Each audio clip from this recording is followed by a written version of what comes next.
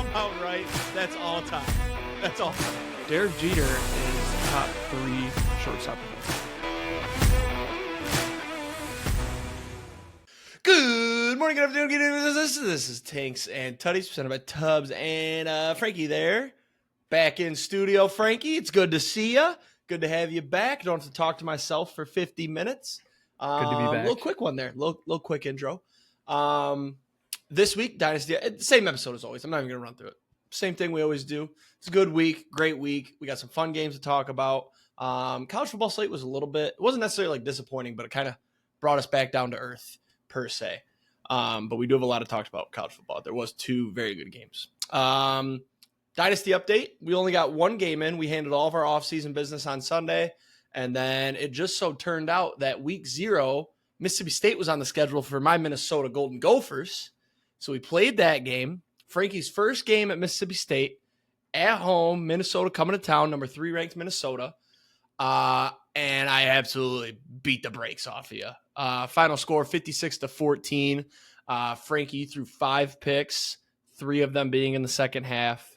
Let me get out my thoughts and then I'll let you hop in. I did screenshot or take a picture of the player of the game just to give you guys some stats.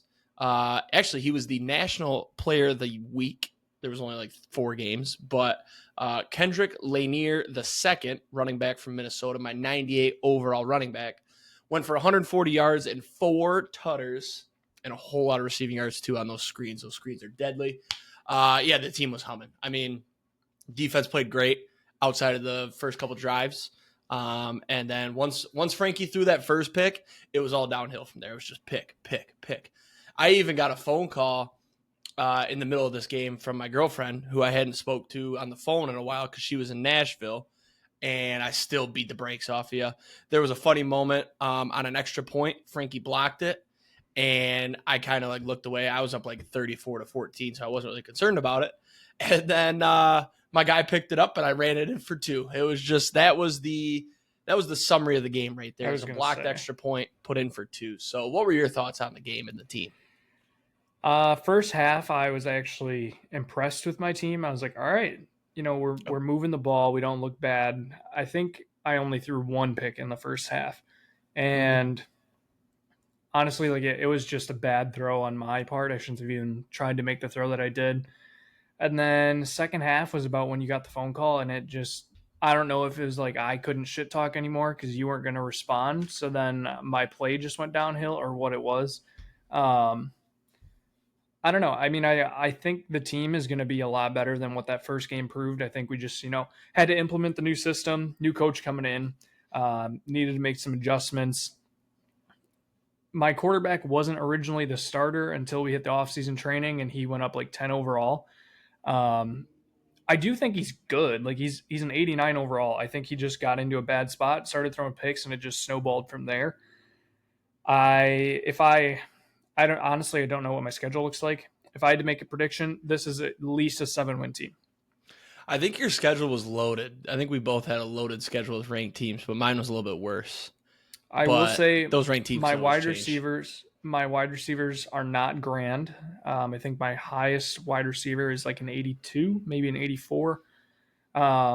It's going to be a lot of quarterback play. I'm going to have to move around a lot. At least I have a decent O-line.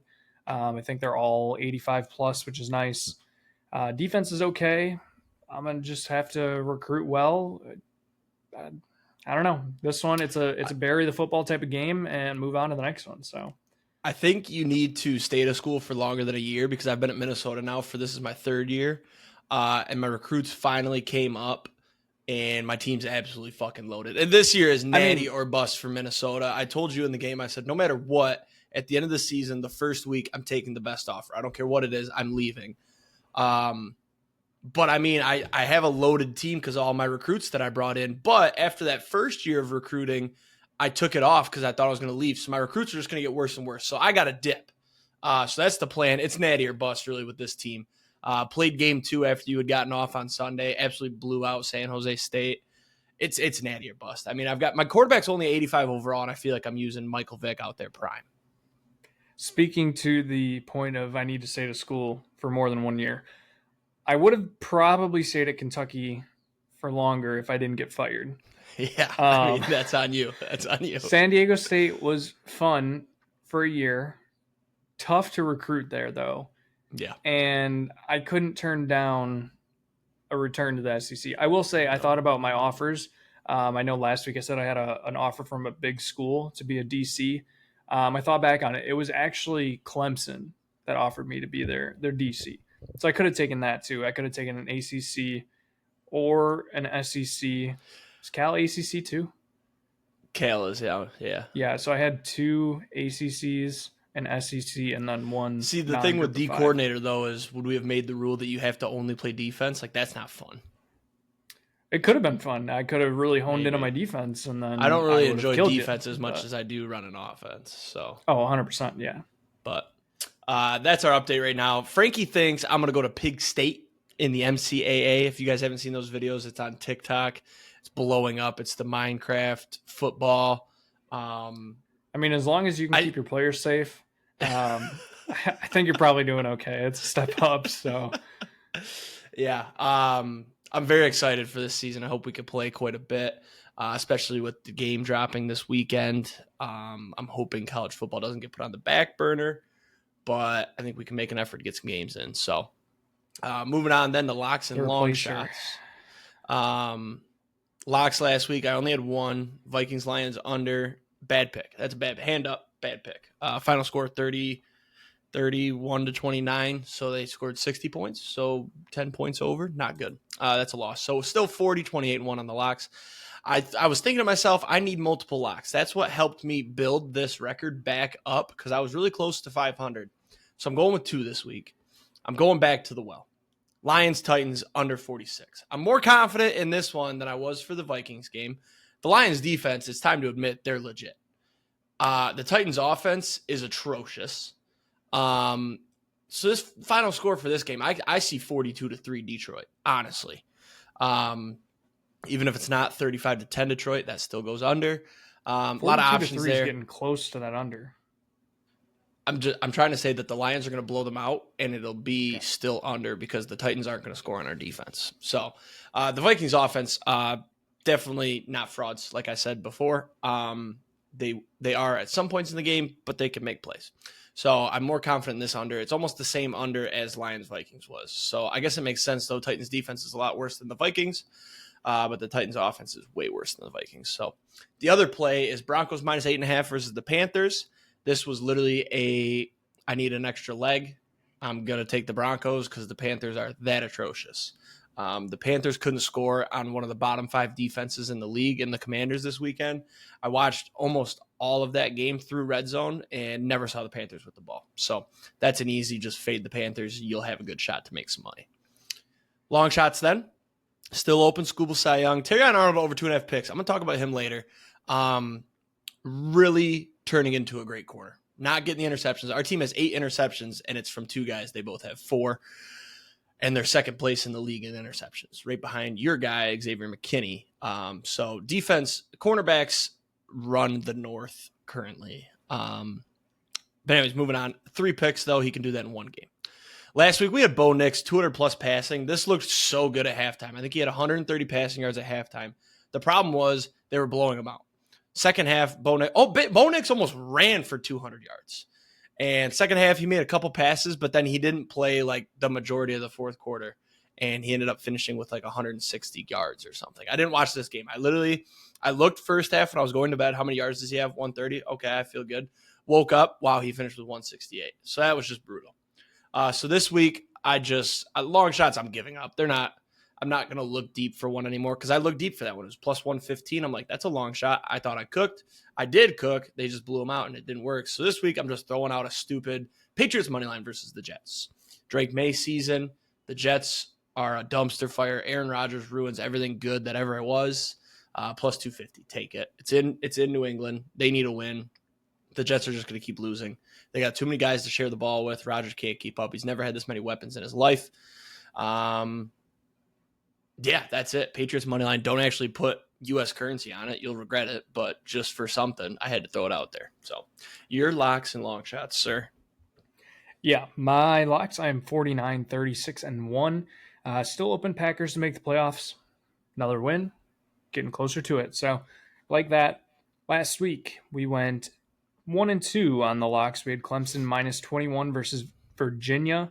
Absolutely disgusting beat. They were up, I believe it was 41-17 with about 4 minutes left. Ended up giving up 2 touchdowns in the last 2 minutes. So bad beat there. What was more disgusting about it was that they gave up a touchdown with 2 minutes left, and then They went Virginia went for the onside, and then Clemson scored when they could have probably just milk clocked. They passed the ball. And then Virginia got the ball back and threw a 60-yard touchdown to cover. That's insane. Yeah. I will note Clemson minus 20.5 killed my parlay this weekend. So yep. That one really hurt. Clemson might be on the do not bet list. We'll see. I made $1.60 on Clemson minus 16.5 live. So nice pick. Thank you. Then we had Packers Texans over 47.5 loss. This was also another bad beat. They scored 33 points in the first half. And then the Texans O-line sucked. Packers defense shut them down. And Packers just tried to run out the rest of the clock in the second half and kept it as close as possible. So ended up scoring 43 points. Missed it by 4. Should have easily covered. Did not. And then the last one, the one that we did get a win on, was Tennessee +3 versus Bama. They won outright. So this week I'm going with 3 picks. We're going Eagles +2.5 against the Bengals. I don't know who I like in this game, but I like it to be close. I would take it at 3 if I could get it at 3. I just don't really want to pay the juice. So I'll keep it at the 2.5, play it there. They're playing the Bengals Eagles. For those that don't know. I said that. I don't think so. Okay. Anyways, Eagles +2.5 against the Bengals. Like that, keep it close. Boise, UNLV over 65.5. Both teams are very high scoring. I don't think either's defense is that great. And it's a Thursday night game. So we need some excitement during the week. Boise actually might be Wednesday. Ooh, it might be Wednesday. Yeah. I can tell you. Ashton Genty's going to account for at least 21 points. So Friday. Okay. Well, it's a weekday game still. So. That's a weekend day. If you ask me, Fridays are weekends. Anyway, but Ashton Genty is my main point. He's going to count for at least 21. God, he's so fun. Hey, all I need is 40 points from the other teams. Speaking of Ashton Genty, because we won't talk about him again, do you think he stole his stance from Gibbs? No, I think Gibbs took it from him. Oh, I don't think so. Gibbs has been in the league for longer than we've known about Genty, and he did it last year. I just saw a comparison today. I'd have to do some more research. Or is it a new study that running back coaches are realizing, hey, you can get more explosiveness standing straight up, whatever? Gibbs has a little bit of a crouch to him. Genty's literally standing straight up, checking his posture. Gibbs has a little lean. But I think it could be one of those things where it's running back coaches are like, ooh, studies show that if you stand straight up versus crouch. So, but I noticed that on Sunday. I'm like, oh, he looks like GT back there. Yeah, could be. Last one, we're going Miami -20.5. I don't remember who they're playing, but they're undefeated. And I know they're playing Florida State. Duh. Florida State's fucking buns. Miami hasn't covered in 3 weeks. Yeah, but Florida State fucking sucks. So that's fair. Give me Miami to win. Miami to win. Yeah. Dion to Florida State. That's my hot take. So Miami's winning by 21 though. So that's what I got for locks. Long shots, 26, 59, and 1. We had a good week. We went 2-0 last week. Had Tennessee money line. They won outright. Had Wisconsin -13.5 as an alternate spread versus Northwestern. We finally made a game against Northwestern look easy. They covered that 2-0 this week. Wisconsin money line +202 at home against Penn State. We got to play spoiler. I love it. Already have, I think, commitments from Melvin Gordon. Oh no, Monty Ball will be there. He's been hyping it up. The team just looks good. I gotta take my team here. Then we're gonna take Cowboys money line +180 against the Niners. This is Sunday night, right? Yeah. Yep, Sunday night +180. Niners have too many injuries. Cowboys are coming off a bye. I feel like there's a stat about the Cowboys off the bye, but I don't remember what it is. So Hopefully it's not a bad stat. And then we're going to go Yankees game 1 money line plus 108 on Friday. Garrett Cole's on the mound. Dodgers don't know who's pitching yet. Probably going to be Yamamoto, I think. So I think it'll be low scoring, tight game. I don't really have a reason to take this other than I already have a future on the Yankees, so I want the Yankees to win. So that's what we got. Let me ask you before we move on, what is more embarrassing, Michigan this year or Florida State this year? Florida State, 100%. Okay, I agree. Yeah, we can get into that later. You can't go undefeated last year, miss the playoffs, and make a big stink about it, and then start the season 1-6 after getting a good transfer quarterback. Well, wow. Good in quotes. Wow. Yeah, he was good. Yeah. Honestly, though, I would rather have DJ than what I have. I don't know, though. Debatable. Florida State's defense isn't bad when you look at their points allowed. Yeah. They just can't score. All right, moving on. The Tubbs pick tracker. Hand up, I fucked up. Forgot to go through every game last week and do the spreadsheet. I did 3 of them. I was going to ask you, do I force myself to pick a spread and total this week to catch up, or do I just skip that week and move on? I think you just skip it and move on. Okay. That's where I was leading as well. I wouldn't force you to just that's a lot of fucking picks. It's a lot of picks, and it's very unlikely that I would have a winning week. And last week, looking at the games, I'm like, I would have picked this. I would have picked that. And so I figured it's best to just put my hand up and say, hey, I fucked up. I'll get you back next week. I literally don't have an excuse. I didn't really have a busy week. I was on my computer all the time playing games. I don't know what happened. I went in Sunday to check my picks, and I was like, oh, I didn't do these. What happened was normally at work, I'll do it on Tuesday. And then I guess I just assumed that I did, but I didn't. And then Sunday I went to check my picks, and I was like, oh, I didn't make any picks. So on to next week then for the picks. MLB quickly, just because we don't have much to talk about yet, I don't think. Huh? Okay. What? Oh, how'd your spreadsheet do? 52, 48, and 2. Not good. But what I've realized is my spread picks are really, really good. My total picks are what's killing me. I'm 56.6% against the spread, and then I'm 47% on totals. Ooh. And I realized the flaw is that about 95% of my games get picked for the under. So I need to fix something in my spreadsheet for that. But the spreads are doing good. Yeah, the spreads are doing good. I couldn't tell you what my best and my worst were. I didn't get a chance to look at that because I also forgot to kind of check it until today. Then I went through and put all the scores in. And dude, it's tough, man. But especially the way I'm doing it. It takes me so long. I'm doing it definitely not the most productive way, but it works, and it was fun. And I don't look forward to it anymore. But I'm back here. On. I did mine today. One of my worst ones was Western Michigan at Buffalo under 48.5. It finished 48-41. What was the score of that game? Oh, 48-41. Western won. Yep. Yeah. What was the spread? Western -1. Okay, so I would have won that bet because I've taken Western the last month just because Sid went there. That's my own. That's one of the things is I know somebody that went there. Boom. Best pick, Colorado +2. They won 34-7. Who'd they play? Arizona. Yeah, see, I definitely would have taken Colorado too. God damn it. Now I'm pissed I didn't do it. All right, moving on. Back to baseball. We got the most chalkiest World Series of all time, Dodgers versus Yankees. I'll give my thoughts, and I'll let you dive in. I don't want people to forget that I predicted this. I said Yankees over the Dodgers in our MLB preview, and I believe I even said it's chalky, but it's going to happen. And look at this. I mean, good job, Jake. Also hilarious that I predicted both MVPs and the AL Cy Young.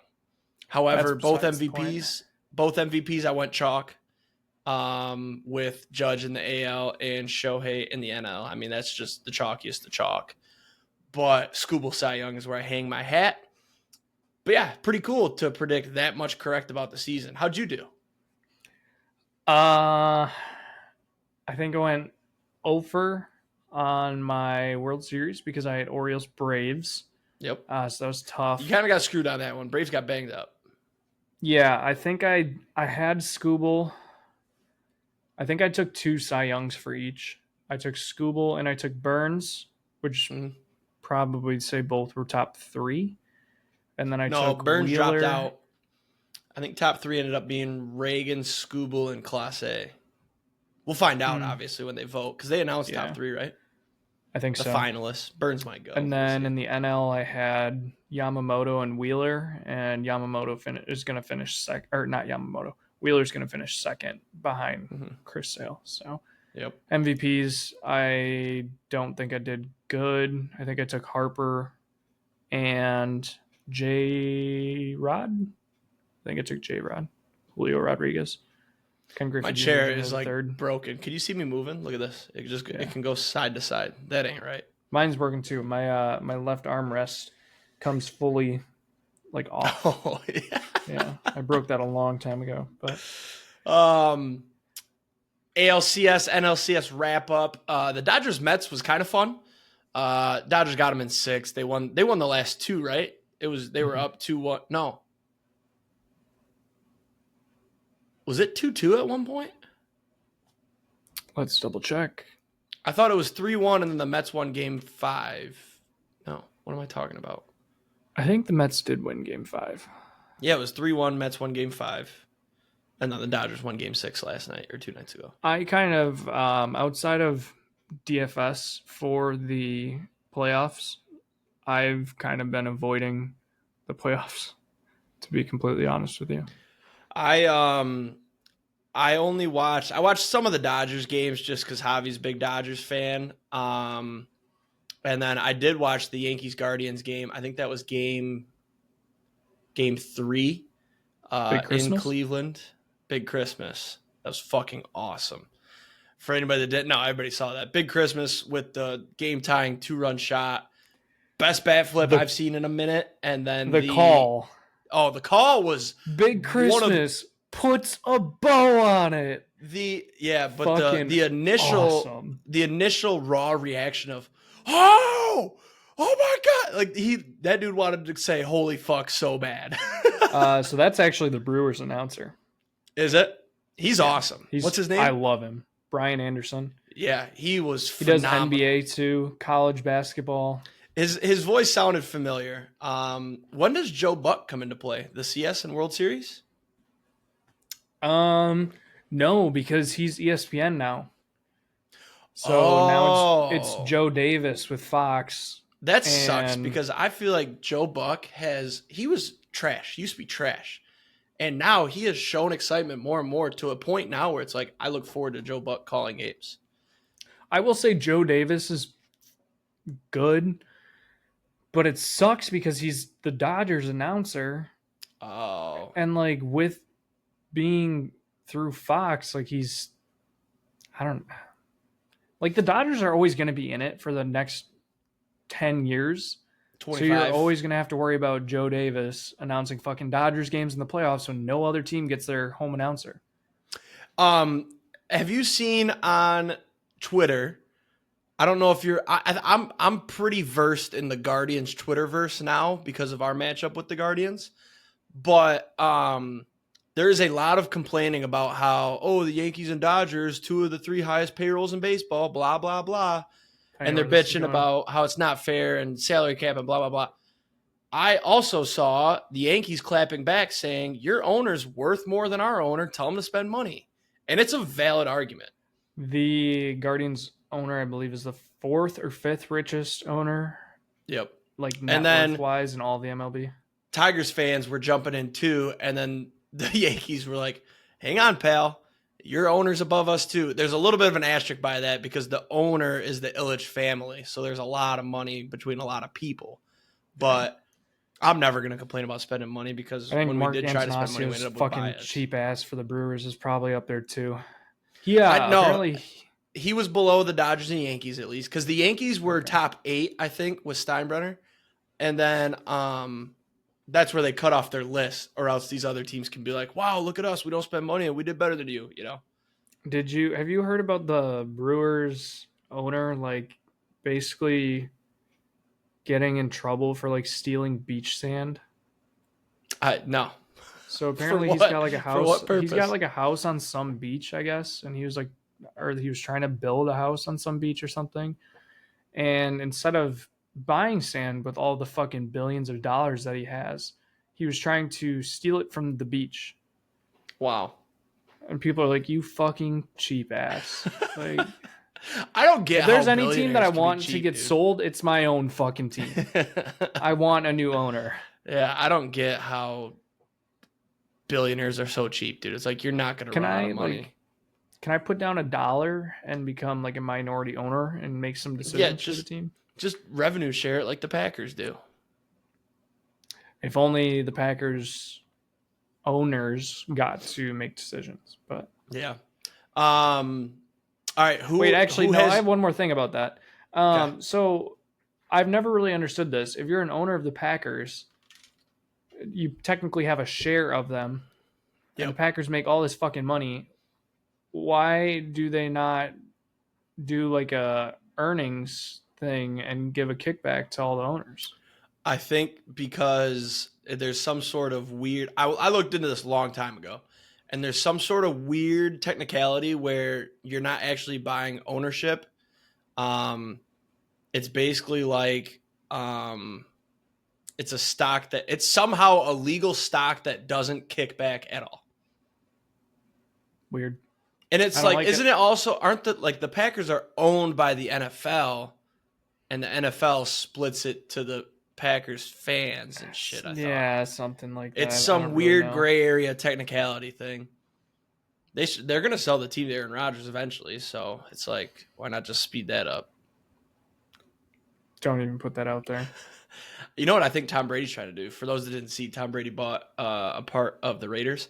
I think he's going to go get 5% of every team so he can say, I own 150% of the NFL. That would be why.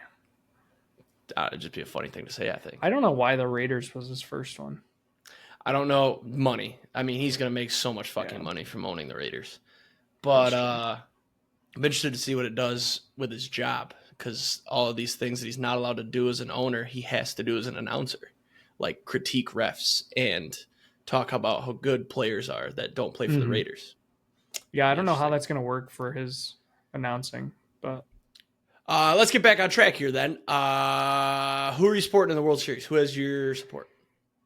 I'm taking the Yankees because I financially would like them to win.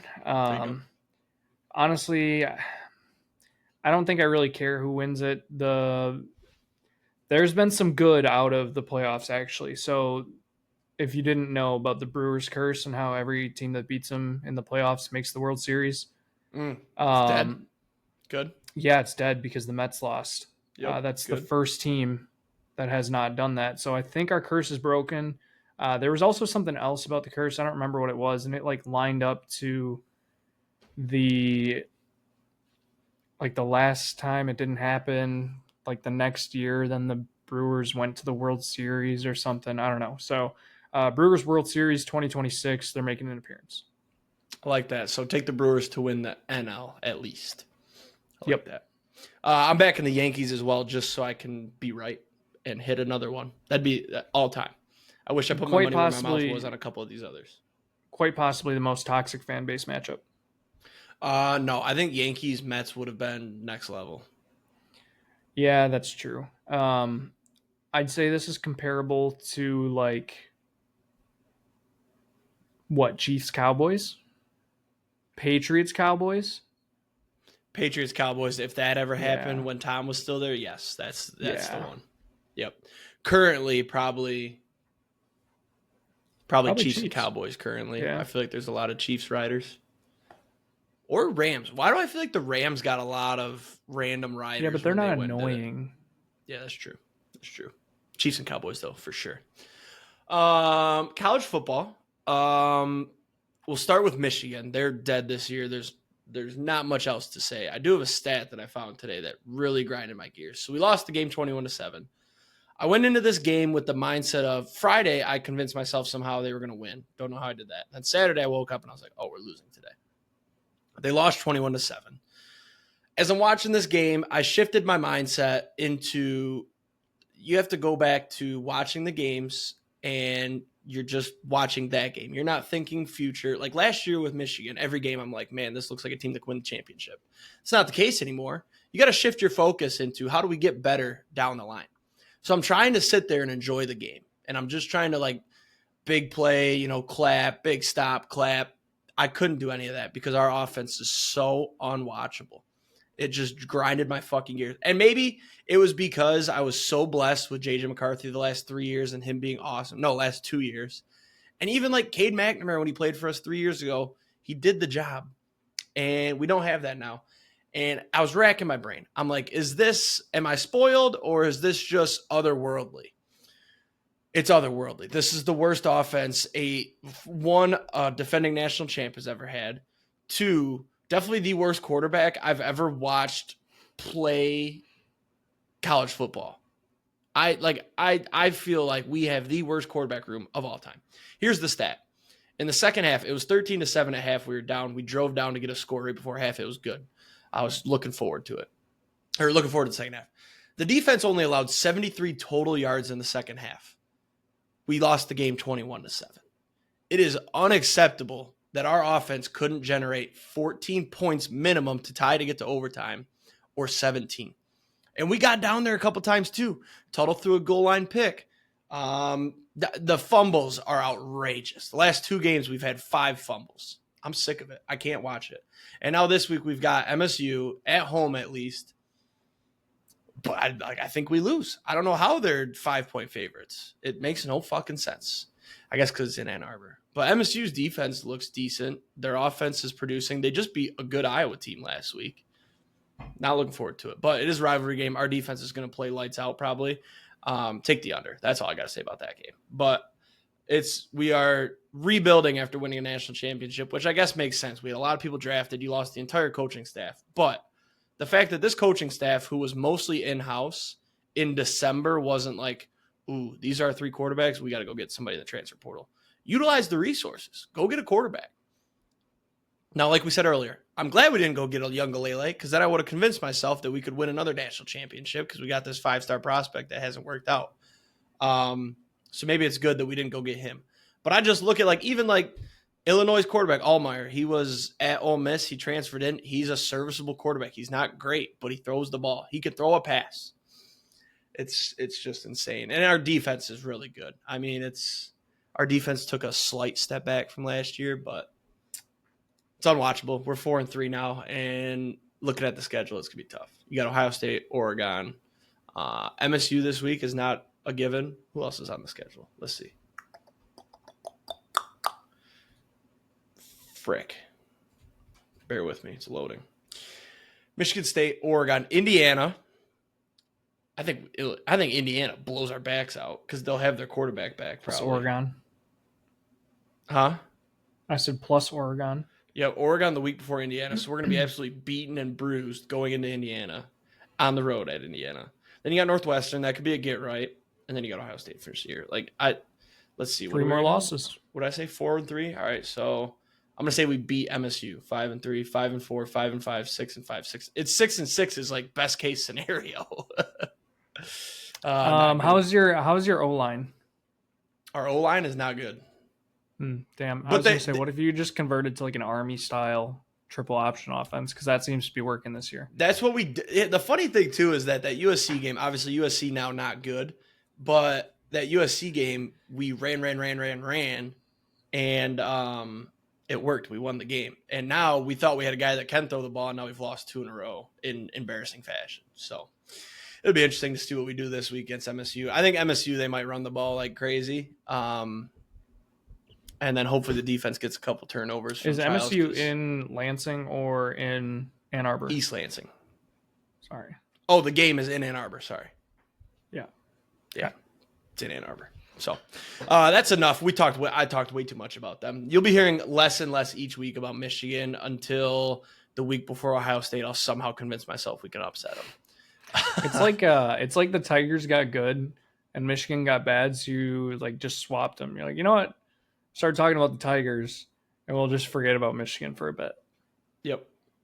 We should just, instead of talking about Michigan each week, I should just talk about how much fun that Tigers team was for a month and a half. That'll make me happy. That's what I should do. Your team, though, however, much better situation. Yeah, I was going to say there's always room on the bandwagon. You already have a shirt. You could ride along with us. I said a couple weeks ago, I wanted to get fully back in. I said, I was like, you know what? I kind of just want to say, fuck it. I'm all the way in. I'm all the way in. Like, we have 2 losses. They're looking worse and worse by the week because it was USC and Alabama who now have each lost what? Well, USC is what, 4 losses? Yeah, they just lost to Maryland. Yeah, not good either. They're actually under 500. Yeah, they're 3-4. Mm-hmm. They're rough. But Wisconsin made Northwestern finally look like an easy game. We've struggled there for the last how many years? Actually, last year we made it look easy too. But did it again this year. Air raid is still kind of back. The running game is figuring itself out more and more each week. Tawi Walker looks phenomenal. Defense is really fucking good. If Braden Locke can just play a good game and not fumble the ball, which he seems to do every week, we legitimately have a chance to beat almost anybody. We have a very, very, very tough 4-game stretch coming up, including, I'm pulling it up right now. Is it, who's this week? Penn State. Yes. And then you got State Iowa at home. You got bye week. Then Oregon, Nebraska, Minnesota. That's a gauntlet to finish the year for Minnesota or Wisconsin. Yeah, luckily we do get a bye week in between Iowa and Oregon, which is nice. Realistically, getting Penn State and Oregon at home is probably absolute best case scenario. I think we're going to get very loud for all of these games. I legitimately think that okay, so just hear me out. No counter arguments for a minute. You want to see how far back I am on Wisconsin. If Wisconsin wins out and goes, what would that be? 5, 6, 7, 8. If they go 10-2, we're 1 game out of Big Ten championship or Big Ten final right now. We can make the playoff. If we go 10-2 with wins over Penn State and Oregon, our only losses being to USC and Alabama. Well, if you go 10-2 though, you win out, you would definitely be in first because you only have 1 loss in conference, and you would beat Penn State and Oregon. So as long as Indiana drops 1, or no, you would be guaranteed in the ship. You see what I'm saying? Yeah, because you would have a loss. Penn State would have a loss. Oregon would have a loss. You would have the tiebreaker. You played Indiana, so what you got to do to get there. I'm not saying we're going to win out. I personally think in the next 4 games we probably go 3-1, 3-1. We lose one of Oregon or Penn State, but we win the other. I think we beat Nebraska. Nebraska looks fraudulent. Iowa looks fraudulent. Yes. Getting both Oregon and Penn State at home, I'm shocked. I think we could pull off 1. Yeah, you want to hear some fucking bullshit? Nebraska got a fucking ranking vote this week, and we didn't. We just beat Northwestern, and they got their fucking ass kicked. That's because there was some sort of Nebraska alum that gets to vote. Probably. It's fucking bullshit, though. Nebraska's got better wins, I will say. Yeah, and our wins don't look great. Nebraska's only 2 losses are to the 2. It's Indiana and Illinois, both ranked in the top 20. That's true. It just so happens that the Indiana one was very embarrassing. Yeah, but I'm fully back in on Wisconsin. I legitimately think we could go 9-3 and at least finish in the top 20, if not in the top 15. I think best case scenario is win out, make the playoff. I think my middle of the pack average season finish is probably, let's see, what are we now? 5-2, probably 8-4, and finish as a 23 to 25 ranking. If you have 4 losses, you won't be ranked.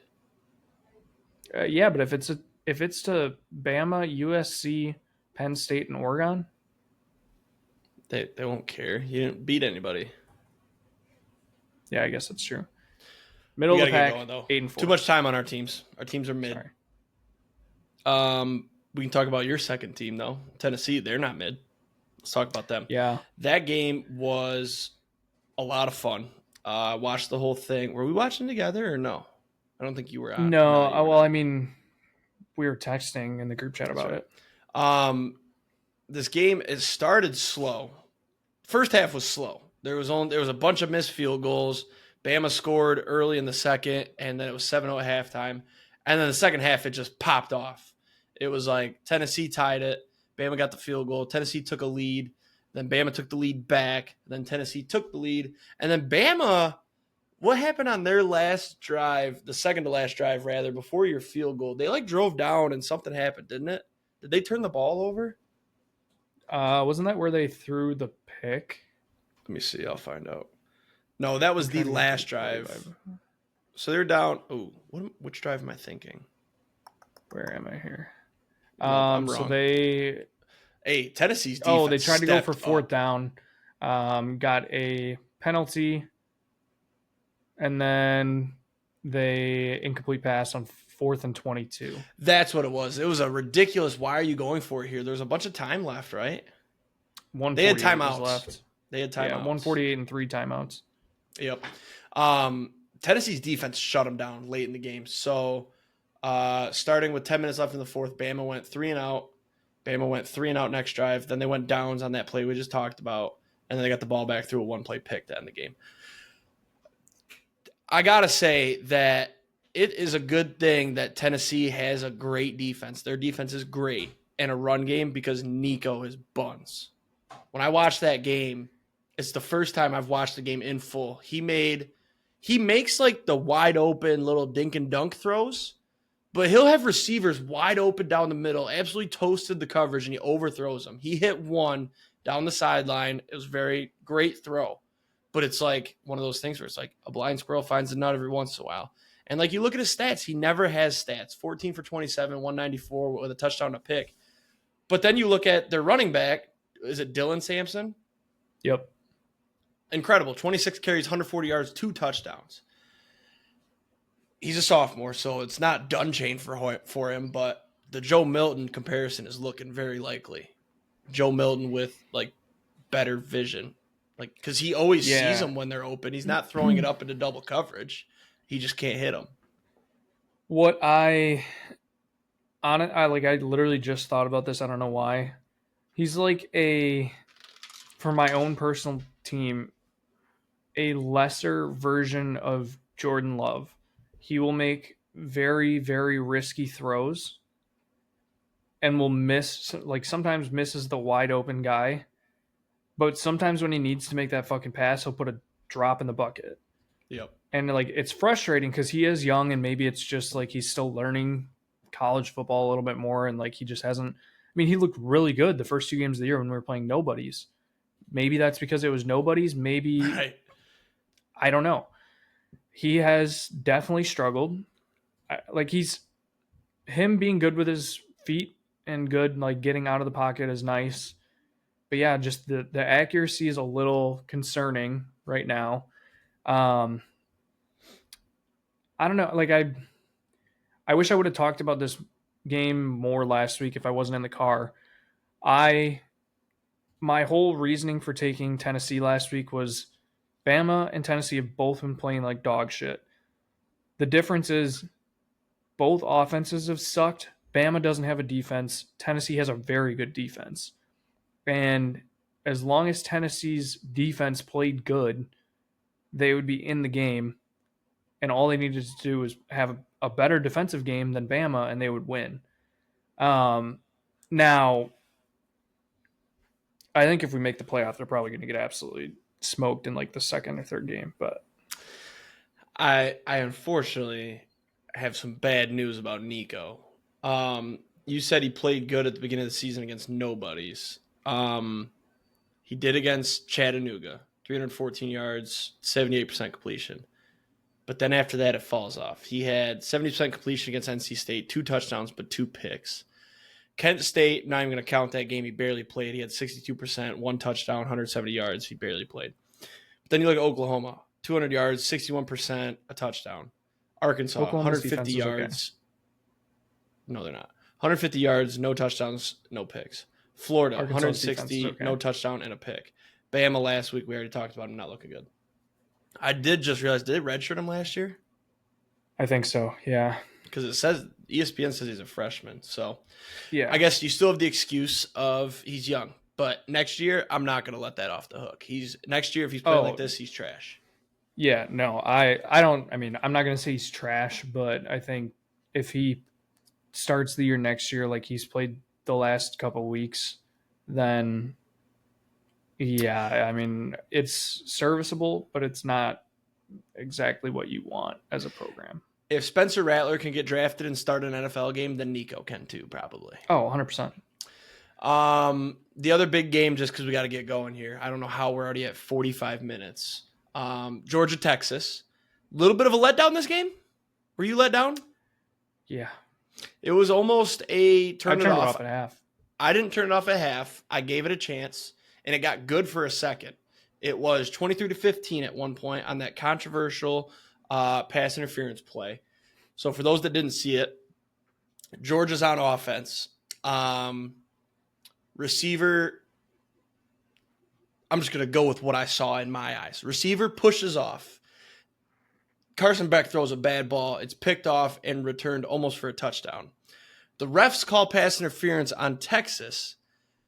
It was such an egregious call that the fans are throwing bottles on the field. The refs called pass interference, announced it to the stadium, backed the offense moved the offense forward, and then the fans are throwing shit on the field. So they paused the game to clean it up. You know, Sarkisian's out on the field saying, stop.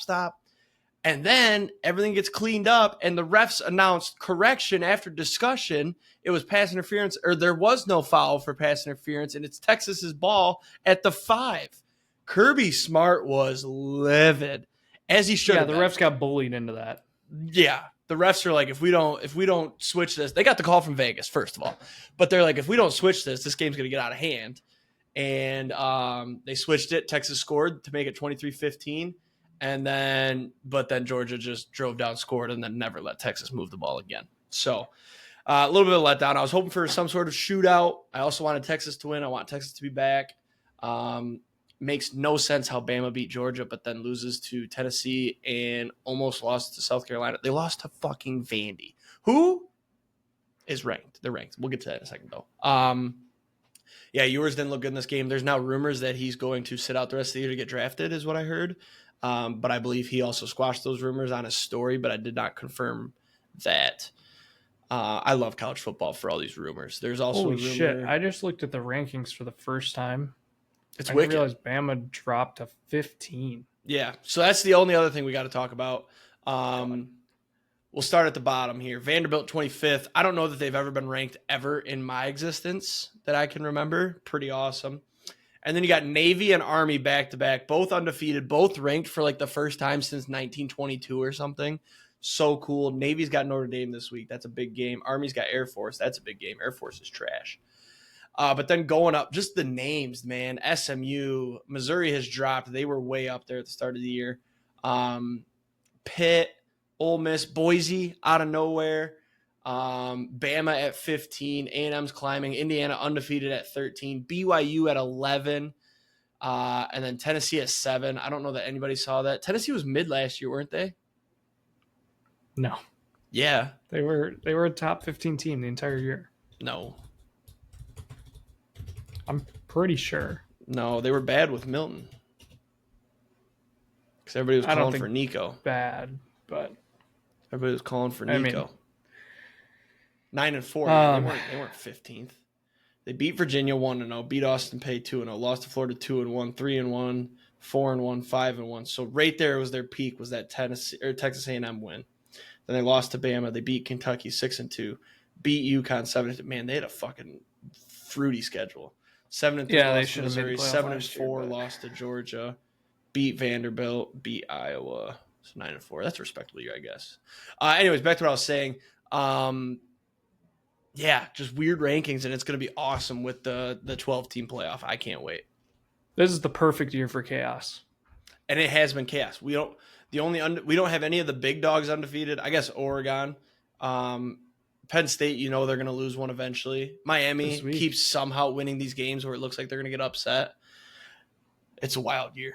And then you got look at your 1-loss teams: Georgia, Ohio State, Texas, Tennessee, LSU, Clemson, Notre Dame. And Notre Dame's Bama loss was with to 2 fucking losses. Notre Dame's loss was to Northern Illinois. That committee's going to try so hard to get Bama in there. It's going to be outrageous. 100%. It's going to be outrageous. The last thing I want to talk about for college football is Indiana legit or is Nebraska fraudulent? Both. I believe so too. Also, Indiana's quarterback is going to miss some games. I saw he had surgery on his thumb or his finger or something. Did not see that. Something to watch. Anything else? I just wanted to hit on how chaos college football is here. I love it. NFL then. We'll go quick as we're kind of getting into the spot where there's a lot of games that don't matter, like Thursday night Broncos 33, Saints 10. Patriots, Jags won in London. Anything there? Tank Bigsby's awesome. Tank Bigsby better than ETN probably, which is crazy. And then Seahawks beat the Falcons. They were underdogs 34-14. Falcons. Was the hype too much with the swag and surf with Kirk Cousins? No, something happened with Kirk. Kirk did not play well this game. No, and I don't know why. And a tutter. Oh, he had 2 picks too. Falcons defense just wasn't good either. So it was Kenneth Walker kind of ran all over him. This fits what I said last week. I don't know if you listened to the pod. I said I think people are sleeping on the Seahawks. I was right. Should have put money where my mouth was. Bills and Titans. Bills blew them out. I have nothing here except for, did you see Amari Cooper's first touchdown with the Bills? Keon Coleman had to show him what route to run. He didn't know the play. Yeah. And they caught a touchdown. Yeah. Pretty fucking cool. He only played like 12 snaps too, and he had, 4 receptions? Yep. Yeah. He's going to be he's a great receiver. It's crazy how, I bet you put Jerry Jeudy. If Jerry Jeudy came to the Lions right now, he would be doing the same things. It's like everybody's bitching about Jerry Jeudy being washed. I don't know. Same thing. It's just no. Sorry. He's not on Cooper's level, but it would be the same narrative of where was this when he was in Cleveland? It's like, dude, your quarterback is bunts, but he got what was coming to him. Next game, actually, Bengals Browns. Score seems closer than it was. Bengals 21, Browns 14. Browns scored with a minute left with no timeouts. Shout out to Jameis. Deshaun Watson got his karma, snapped his Achilles. Jameis, good guy for defending Deshaun.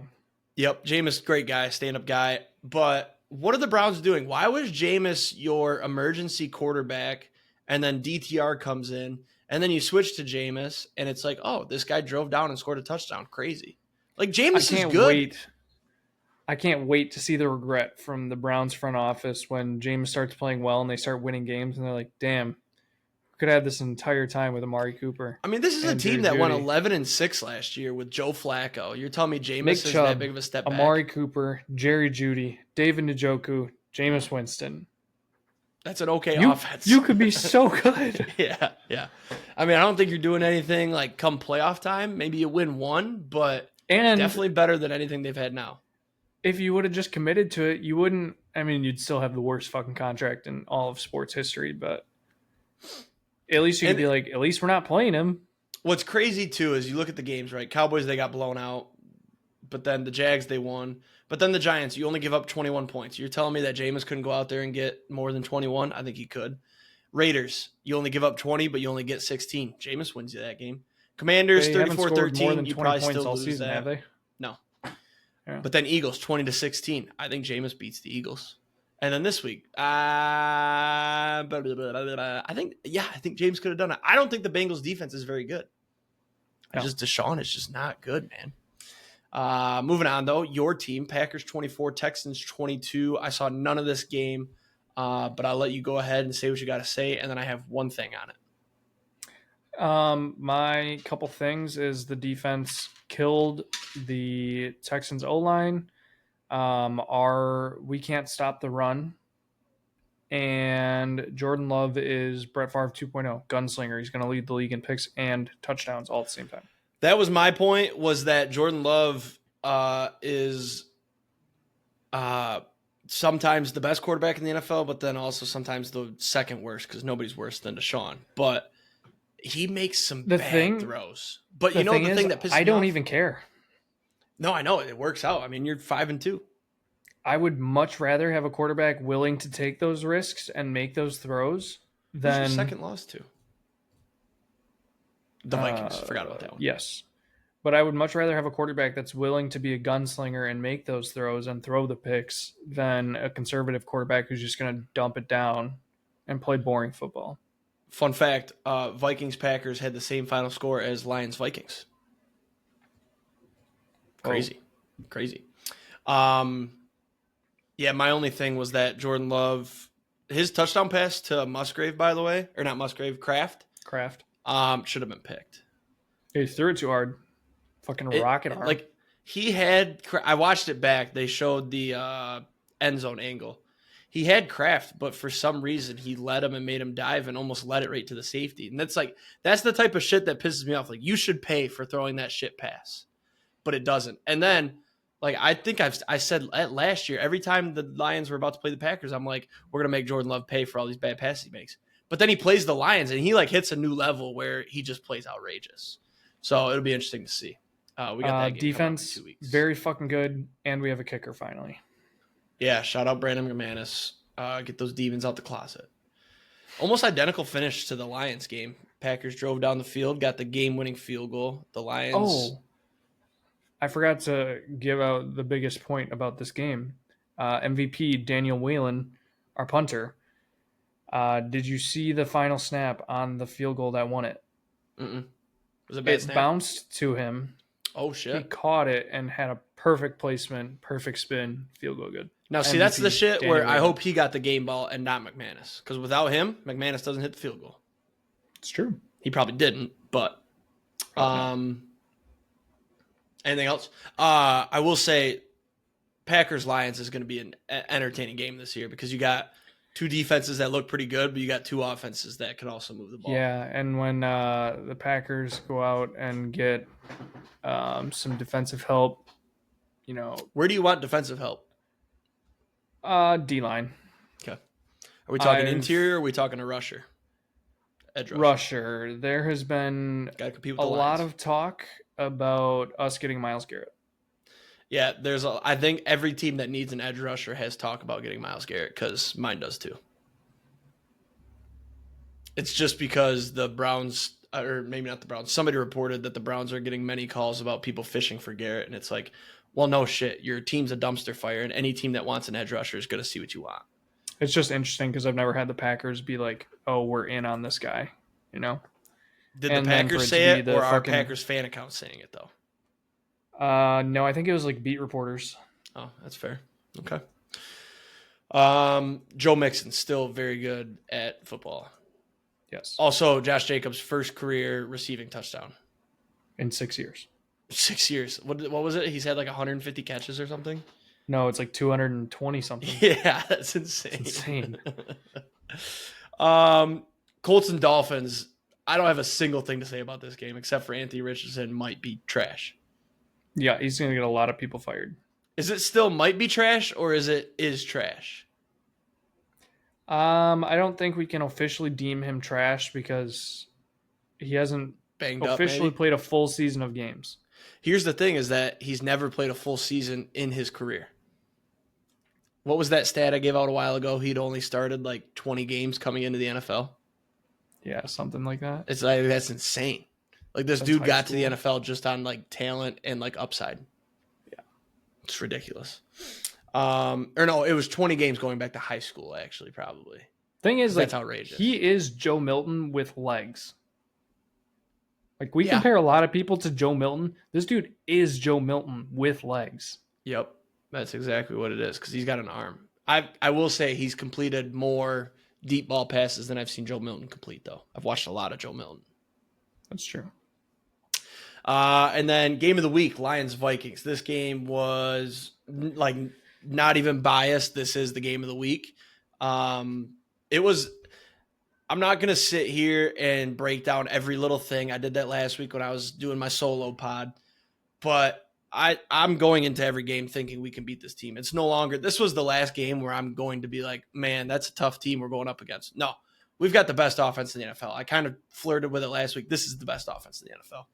Even with Monty getting banged up, that scared the fuck out of me, fumbling, trying to give the game to the Vikings. And then it looks like we were like, all right, let's stop playing around. Because that drive to get into field goal range was easy. It was the least nerve-wracking drive of my life. It was amazing. Defense looked great. I think we have one of the top 5 secondaries in the league. I think the Packers are right there as well before you say, whoa. We've got the best safety duo in the league. You said top 5? Lions are top 5. Packers are top 5 as well. You got what? Jair, Xavier McKinney. I'll push Valentine. I'm not too well versed in my secondaries. I just know that the Lions is very good. We definitely have the best safety combo in the league. We have 2 safeties that both have 4 picks, top 3 in interceptions. And then you've got Terrion Arnold, who is, he's having a great year now because you're not seeing him. He is locking guys down, and he's not getting flagged. Nobody's throwing his way anymore. Jefferson was held to under 100 yards. That I got to give that shout out to Carlton Davis. He was on him most of the day. But that's just a great day. You keep one of the top 3 receivers in the NFL to under 100. That's great. That's great. I'd say it's good considering what he's done to you guys in the past. Oh, yeah. I don't think it was, fantastic. He still had, 6 or 8 receptions for 80-something yards. And 7 for 81 and a touchdown. Yeah. Now, the touchdown that he got, he was covered by our third string somehow. So that was a mismatch. Good on the Vikings to get that. Great catch. Great throw. So in my eyes, though, he was covered up by our third cornerback because you got Carlton Davis, Terrion Arnold, and then it was Amik Robertson that was on him somehow. I don't know how that happened. But Gibbs, great day. Monty, rough day, fumbled, but he'll be okay. The other Lions news, Jameson Williams got popped for something. There's a lot of speculation. But what do you think? I want to know your opinion. As far as what he got popped for? No, just what do you think of this suspension? Are you like, oh, this guy's I see 2 sides. I see my side of, well, this isn't that big of a deal. It's only a 2-game suspension. And then the other side of, this guy's a clown. He got suspended for gambling. Now he's suspended for a substance. What side are you on? Or are you somewhere in the middle?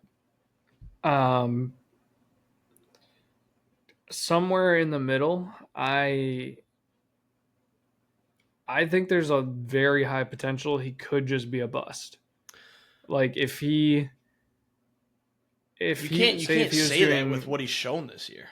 Well, no. So hear me out. I saw a stat. I don't remember who it was comparing him to, and it was so and so before they got popped for PEDs was really good. After they got popped for PEDs was buns, and JMO is pretty much the same thing. And I was kind of well, maybe... it's not a PED though, or else it would have been more games. It was. PEDs is minimum 6 games, and then so it was. Here's the things that I saw. It was either a dietary supplement that's not allowed, or something like Adderall, or something. What was a masking agent? So that's what I lean towards. Is JMO smokes weed and had a drug test, so he took this thing so they can't see the weed. That's what it is. Yeah. Performance-enhancing drug, you're minimum 6 games, usually 8. So that's why I'm unconcerned with it. But I think these people that don't dive into it as much as I did, a lot of people were like, oh, he popped an Adderall. Or the joke is that he took a honey pack, which for those that don't know, that gets your dick hard. I think I'm not concerned about it just because the Lions don't scare me. Oh, you're going to regret that one. Mark it. 104, episode 118. Frankie's not scared of the Lions. I don't expect you to be. Your team's good. But I think you're going to regret that when we absolutely beat the brakes off of you. But the only other thing about JMO is that the other reason I'm confident it's not a PED is that he was popped in quotes after going 1 reception for -4 yards. So nobody's random drug testing him after that performance. So I think it was earlier in the week or maybe day of, And the NFL probably has the best tests in the world. And they were like, oh, he took this so he doesn't test positive for weed. So you're banned for 2 weeks. And if that's the case, you're still dumb. Like, why are you smoking weed during the season? Do that in the off season when you can get away with it. But we'll see. He's having a very good year. So not mad at him. He's also my guy. So moving on, though, because once again, shocker, we're going long. Eagles over the Giants, easy. Saquon went off. Cool clip of Sirianni going up to him saying, hey, you need 13 yards for your personal best. And he goes, nah, let these other guys eat. Very cool. Great revenge game. 28-3 Eagles, by the way. You didn't say score. God damn, I knew I didn't, too. Rams over the Raiders, 20-15. This game was close. Almost had my upset there. I needed the Raiders for Paige's picks. Boring game. Brock Bowers, though, eating. 10 receptions for 93 yards. He's basically all they got. I was going to say he's the only option. I'm excited for Jacoby Myers to get back. I might be starting him in my league. We'll see. Might need to. Commanders over the Panthers. It's looking like Jaden Daniels is. Oh, Commanders 40, Panthers 7. It's looking like Jaden Daniels is going to be all right. They're saying they're severe hopeful. doubt he's not going to play this week. Ooh, see, I saw the opposite. I saw they're hopeful he'll play. That's what Dan Quinn said in his presser. Different pages. Who do they play this week? Do they need him? Yeah, the Bears. The Bears. Yeah. That's right. So, I want him to play this week. I would love to see Caleb versus Jaden. Yeah. I saw his mom tweeted that he's fine. Hashtag, whatever their hashtag is, hail to the Commanders or something. Marcus Mariota came in, though, and didn't look bad. Then again, it was the Panthers. So I was going to say, is it Marcus Mariota might not be horrible, or is it the Panthers defense? No, I think we know Mariota's horrible. He was moving around pretty good. He was running pretty good.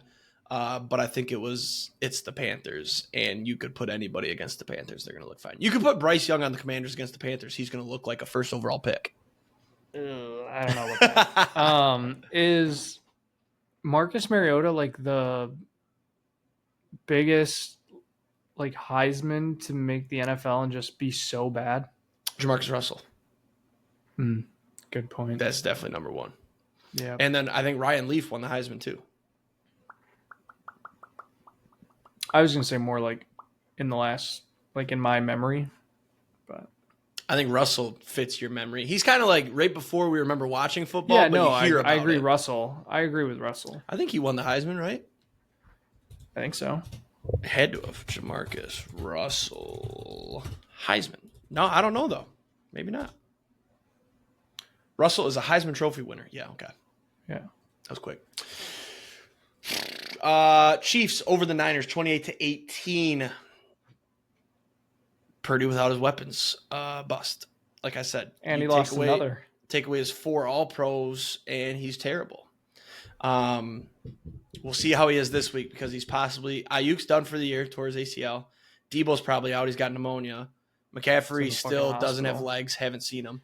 And then now Kittle's banged up as well, so he's going to be throwing to Juwan Jennings, Ricky Pearsall, and maybe Juwan Jennings. Big week for Ricky Pearsall.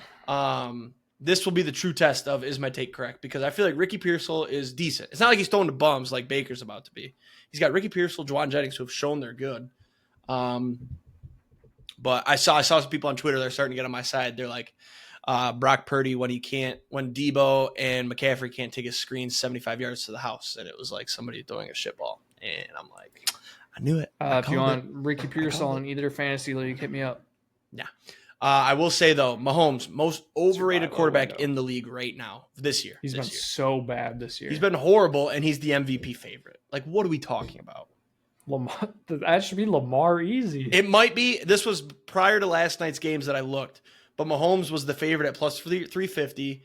Then it was Lamar. Then it was Josh Allen. Then it was Goff. And I'm like, this is the most ass-backwards thing. Lamar probably is now, I'd say. But this was still yesterday, so Monday. After the Chiefs game, he didn't look good. Also, another bitch, and then we'll move. But his run where he faked going out of bounds and they're gloating like it's a good play. That's a bad play. People are afraid to hit him because they're going to get a flag. Fucking get lit up. I wish they would pull the Packers did that. Somebody did it last year to Mahomes, got a flag. Jonathan Owens. Yeah. Yeah, that's what I'm saying. I wish they would do that because I hate it. And he's like, oh, it's the longest run of his career, and what a great play. No, he knows he can take advantage of them not wanting to hit him because they're going to get a flag. It's the most ass-backward thing. Bring back football. By the way, MVP standings, odds wise. Lamar Jackson plus 225, Patrick Mahomes plus 475, Josh Allen plus 500, Jared Goff plus 850. Good. Jordan Love plus 1,300 right behind Jared Goff. As long as Mahomes is not first, because that doesn't make sense. He's having the same year as Daniel Jones. He's got the same picks and less touchdowns. I thought it was same touchdowns, more picks. It might have been that too. I don't know. I just know that I tried to say Daniel Jones was having a better year, but you can't really argue. Let's get to the real game of the week. Jets and Steelers.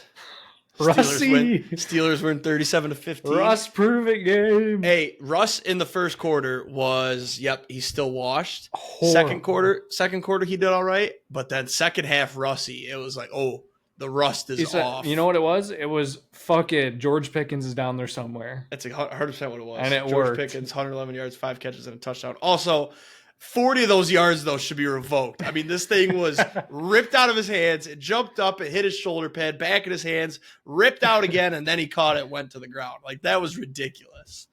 Great throw. But Aaron Rodgers, washed? Russ still got it. No, I think... Okay. No, I'm kind of over... What about... Not kind of over. I'm fully over Rodgers at this point in my life. And the whole Devontae trade and him already being at his house really pissed me off. I wish I was here for that last week because probably would have got a nice rant out of me. They can both go fucking die. What about Devontae? Is he washed? Care. He had some bad drops. I said that a couple weeks ago. Yeah, he had some bad drops. He had some drops. But maybe that's the case of not. You want to know how to stop him? Let Devontae run a 10-yard route and a comeback and just be on his back shoulder because that's the only place Rodgers throws to him. So need a defensive coordinator, hit me up. Monday night, Cardinals over the Chargers 17-15, snoozer game of the week.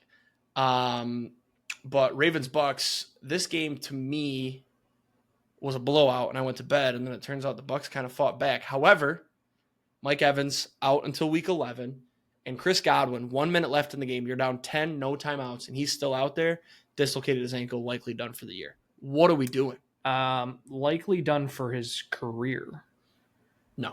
I don't know if you saw the video when he was getting put onto the cart and you could see him say, my career's done. No, yeah, I knew it. You need to look closer at his mouth because that account is ML Football. They lie all the time. I saw the same tweet. There was another angle from right behind the cart, and he said, back to work. Because I saw the same thing. I was like, and then he's 28 years old. It was a dislocated ankle. He's going to play. Yeah. There's no way he's in that cart and said, my career's over. So I saw the same thing, though, and I was going to put it on our notes here, but he's 28. It just sucks for him. Hand up. Thanks for correcting me. I got you. He was having a great year, too. And Baker's been dealing, and now he's got to throw to Jalen McMillan, wide receiver 1. Rashad White. Cade Otton. Cade Otton's going to be hot on the waivers this week. Yeah. I think I got to snag him in one league. I got the. I have a concern for the other Monday night game. Okay. Marvin Harrison. I'm very afraid of Marvin Harrison Jr. being bad. He's not though. It's just Kyler isn't looking for him enough. I saw which is weird because he should be the only target that Kyler can see considering their heights. Yeah. I saw 3 separate plays on Twitter. There was one. It was a nasty double move wide open down the seam. And he overthrew him. Yeah. Overthrew him.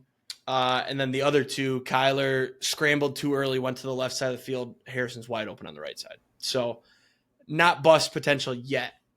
Because it's not like he's dropping balls. He's just they're struggling. I'm very worried for my fantasy team. I almost started fielding offers. I think he might win. I mean, he still had 6 targets for 3 catches, so maybe he's a bust. I don't know. We'll see. Let's fly on Paige's picks then. Let me pull up my notes app here, actually. Yeah, you really could have used that Raiders one last week, man. Yeah, it's unfortunate. I went 8-1 through Thursday and Sunday's 1 o'clock slate, and then I fell off. So last week, Austin 10-2. I was 9-3. Paige 8-4. Hey, Paige, almost 500. Keep clawing at it. First game up, Vikings at the Rams, Thursday night football. Paige is taking the Vikings, but she wants the Rams, though. I will also take the Vikings. I I don't know. It was a toss-up for me. I'm going to take the Vikings, though. Taking the Rams for 2 reasons. One, quick turnaround game. They just played Sunday. Got to go to LA Thursday night now. And then I'm just going with that stat about teams after they play the Lions. They don't cover. Shit, that's the second win. week I forgot about that. Well, last week it didn't matter. Dallas was on a bye. But I'm taking the Rams. Eagles at the Bengals. Paige taking the Bengals. I'm going to take the Eagles. I think it's a shootout. I think it's the game of the week. I hope it's a shootout for my fantasy team, but I did place a future on the Bengals to make the playoffs, so I'm riding with the Bengals. When do we play each other in fantasy? No idea. Which league? Because I think both leagues are going to be interesting. I don't play you on week 12 when Burrow and Chase are both out. I'm going to look right now. You can keep going. Okay. Ravens at the Browns. I'm going to make this one quick. We all have the Ravens. That's a gimme. Although it could be interesting with Jameis because the Ravens secondary doesn't look good. Titans at the Lions. I'll keep this one quick as well. We're all on the Lions. Congratulations, Paige. You finally realized that the best team in the NFL, best offense in the NFL wins games. I believe she had 3 weeks in a row she picked against the Lions until this one because she took the Vikings, she took the Cowboys, and then the week before she took the – who did we play before the Vikings or the Cowboys? We opened the year against the Rams. Then we went Bucks. Then we went Cardinals. Who was after the Cardinals? I don't know. Not important. We're all on the Lions. Way to go, Paige. Cardinals at the Dolphins. First one, we got a difference. Paige is on the Cardinals. I'm on the Cardinals as well, just for the reason of I don't think Tua plays. I'm going to take the Dolphins. Can I do it Dolphins if Tua plays? You can do that if you allow me to later. I've got another one where I did the same thing. Yeah. Yeah. All right. So you're taking the Dolphins if Tua plays. You're taking the Cardinals if Tua is out. Did you see the video of Tua in his press conference? Talking about not wearing the Guardian cap? Yeah. Yeah. Idiot. It's dumb. I don't one, why are you playing? 2, why would you not wear the only thing that could help this thing that keeps happening to you? So I was asked, or I texted Paige the picks today, and I told her Tua might play this week, and she said, I might change to the Dolphins, but I'm not sure. And then I said, Cardinals won yesterday, so it's not like they're bad, and if Tua doesn't play, then the Cards are probably going to win. She said Tua has 1 foot in the grave. So, Yikes. And then I told her about the press conference, and she said, Jesus Christ, he's dumb as fuck. Does he want to die? He's going to permanently damage his brain. So, yeah. You're freezing up on me. Hopefully this isn't going south here. Jets at the Patriots will make this easy. We've all got the Jets. Even though I took the Pats as a long shot this week, I guarantee that no matter what, I get one of them right.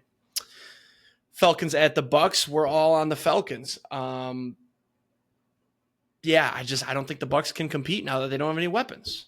Yeah. And the Falcons are due for a bounce back. Yep. Packers at the Jags. We're all on the Packers. That's easy. London games are done now, right? All we have is that shitty Germany game now, right?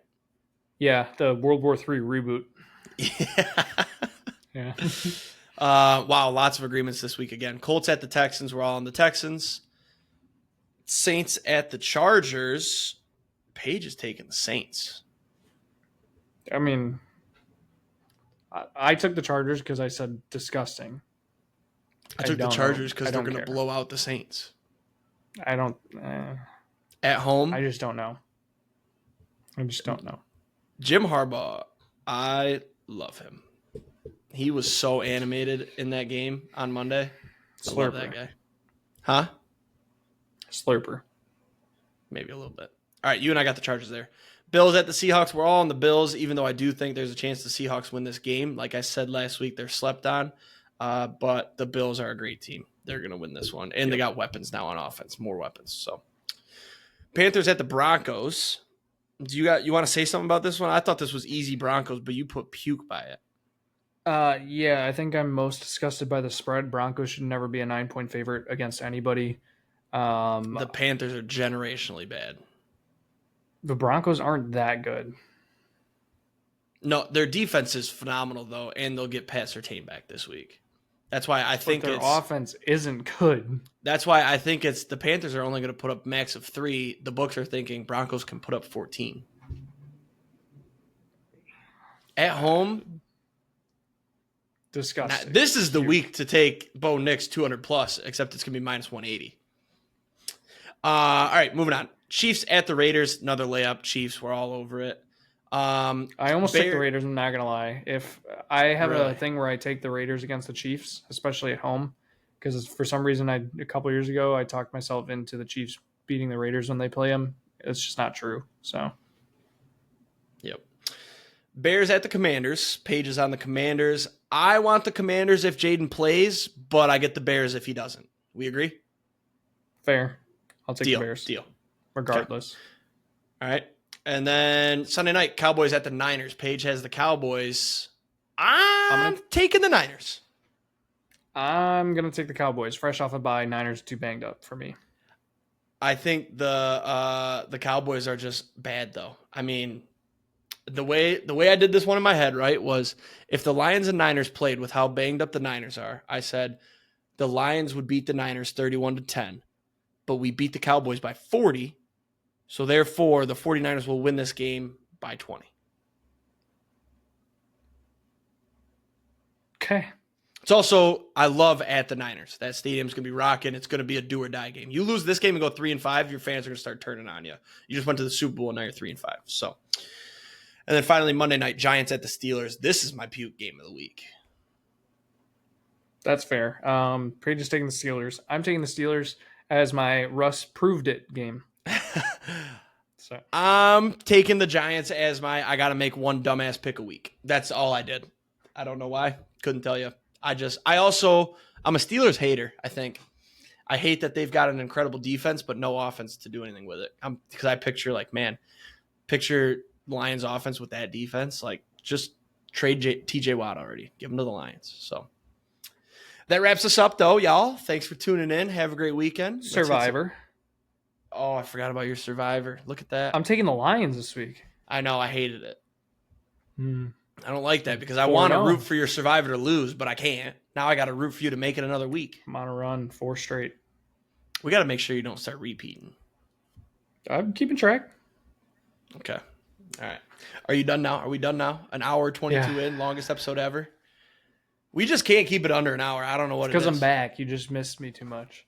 Yeah. I think it's also I'm King Yapper, and then you get yapping too, and then we just have a Yap Fest. Yap Fest 2024. Weekly. Right now.